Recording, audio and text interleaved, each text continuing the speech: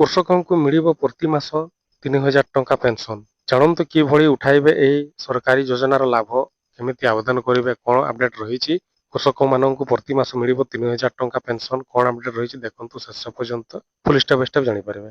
ଦେଖନ୍ତୁ ବୁଢା ବୟସରେ ଚାଷୀମାନଙ୍କ ଆୟ ଅଧିକାଂଶ ସମୟରେ କମିଯାଏ, ସେମାନଙ୍କୁ ଆର୍ଥିକ ସହାୟତା ଆବଶ୍ୟକତା ହୁଏ।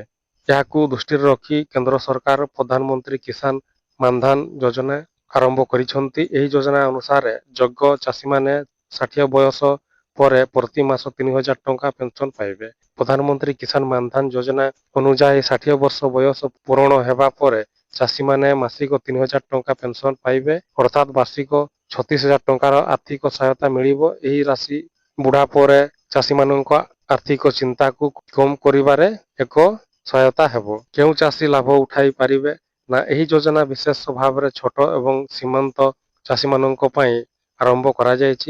ଏଥିରେ ସାମିଲ ହେବା ପାଇଁ ଚାଷୀମାନଙ୍କୁ ବୟସ ସମ୍ବନ୍ଧୀୟ ସର୍ତ୍ତ ପୂରଣ କରିବାକୁ ହେବ। ଏହା ସହିତ ମାସିକ ପ୍ରିମିୟମ ଜମା କରିବାକୁ ହେବ, ଯାହା ବୟସ ଅନୁସାରେ 55 ଟଙ୍କାରୁ 200 ଟଙ୍କା ପର୍ଯ୍ୟନ୍ତ ହୋଇପାରେ।